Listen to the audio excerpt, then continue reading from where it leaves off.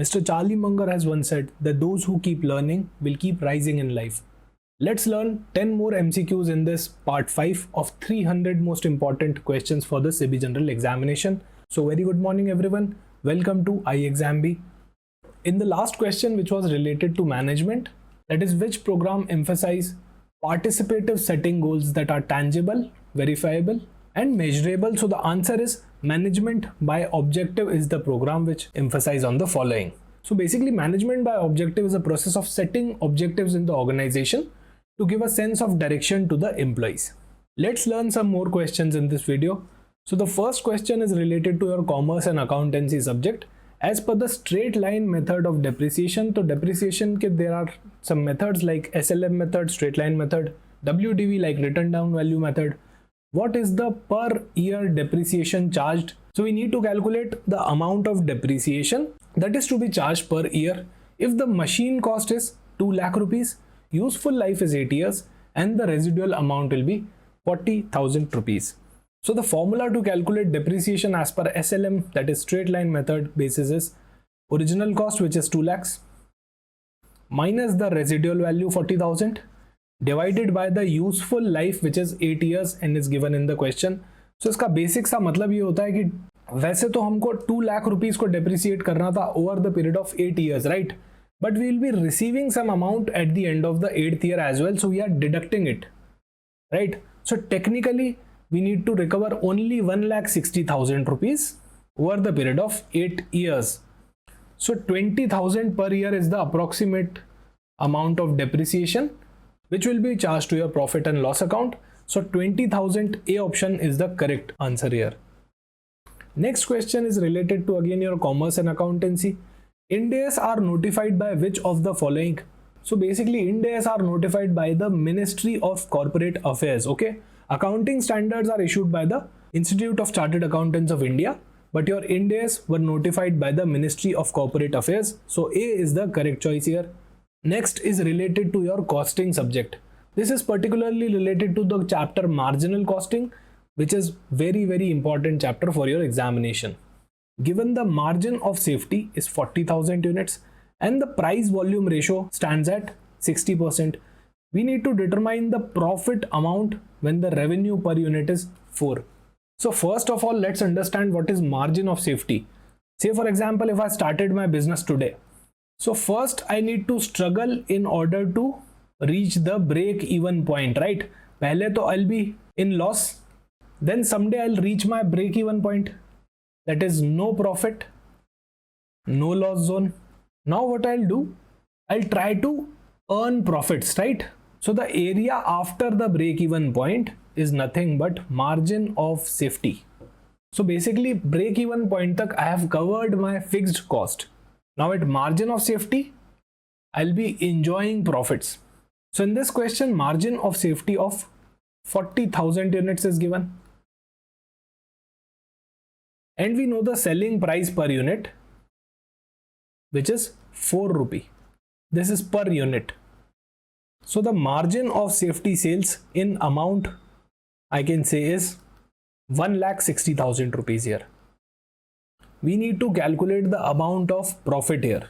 So whatever margin of safety sales we are having, if we multiply this with the PV ratio, the amount that we get is nothing but profit only. So PV ratio is 60%, 1,60,000 multiplied by 60% is 96,000. So option D will be your correct choice. अभी कुछ लोगों को यहाँ पे doubt हो सकता है कि सर आपने फिक्स कॉस्ट तो हटा ही नहीं, क्योंकि सबसे पहले तो सेल्स आती है, फिर वेरिएबल कॉस्ट आती है, कंट्रीब्यूशन आता है, इसी से हम पीवी रेशियो निकालते हैं, right? Contribution divided by sales into 100, फिर उसके बाद फिक्स कॉस्ट आती है. तो सर आपने तो यहाँ पीवी रेशियो लिया, right? So you haven't considered the fix cost yet. Fix cost हटाने के बाद ही तो प्रॉफिट आता है. बट मार्जिन ऑफ सेफ्टी पे जो भी आप कंट्रीब्यूशन कमाते हो वो डायरेक्टली कंट्रीब्यूट करता है आपके प्रॉफिट में. Why? Because break even point पे आप सारी की सारी फिक्स्ड कॉस्ट ऑलरेडी कवर कर चुके हो. So in margin of safety sales, whatever contribution is coming, whatever PV ratio is coming, it is directly contributing towards your profit element, as fixed cost is already been covered in the break even point. So the answer here is D, 96,000. Now this is a very interesting question. What document is prepared when the surplus material from one job is directly utilized in the another job without being returned to the stores first? So what usually happens is, say for example, in job number 1, I have issued some material, okay? So all the material is definitely kept in stores. All the raw material is kept in stores. So if I want to start my job 1, तो मैं क्या करूँगा यहाँ पे stores से issue कर दूँगा, right?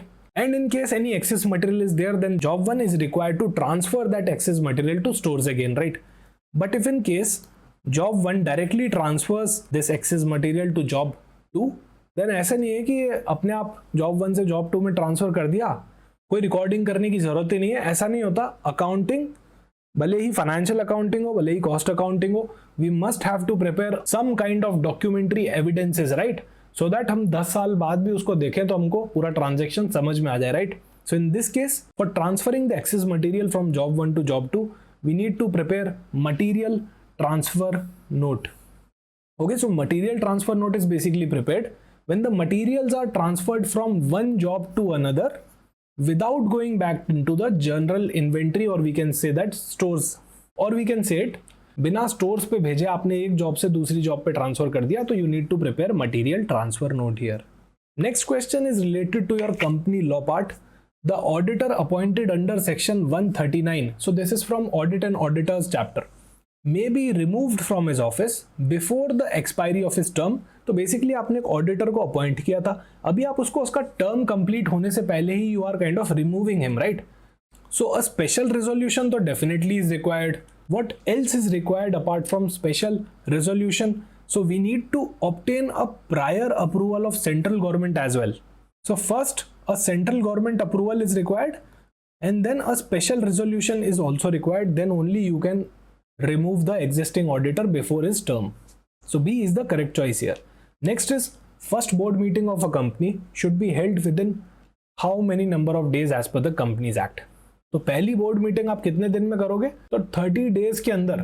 सबसे पहले तो date of incorporation, whenever you have incorporated the company, वहां से 30 डेज के अंदर you are required to do a first board meeting. Okay, so as per section 173, first board meeting आपको 30 डेज के अंदर अंदर यहाँ पे करनी पड़ती है. And thereafter you need to hold at least 4 board meetings every year, and किसी भी मीटिंग के बीच में 120 डेज से ज़्यादा गैप नहीं आना चाहिए. Okay, so first board meeting आपकी होगी 30 डेज के अंदर from the date of incorporation, and from next year onwards you need to do 4 board meetings, and the gap should not exceed 120 days.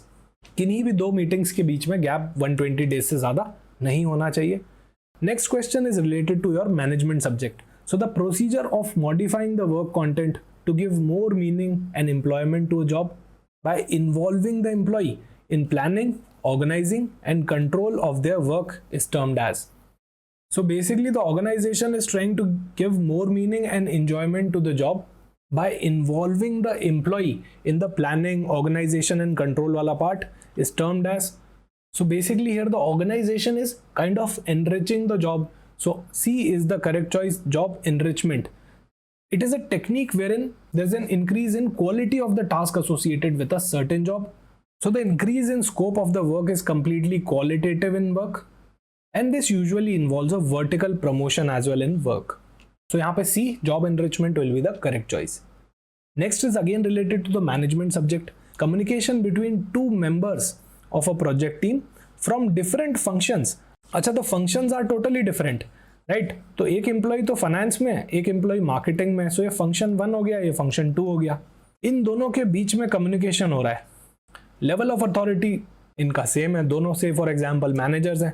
तो ये कौन सा कम्युनिकेशन यहाँ पे होगा? क्या है? अपवर्ड हुआ? बिल्कुल भी नहीं. डाउनवर्ड? बिल्कुल भी नहीं.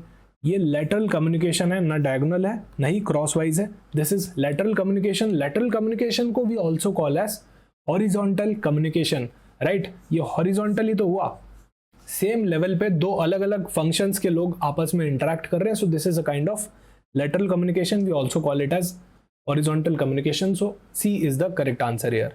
Next question is related to your economic subject.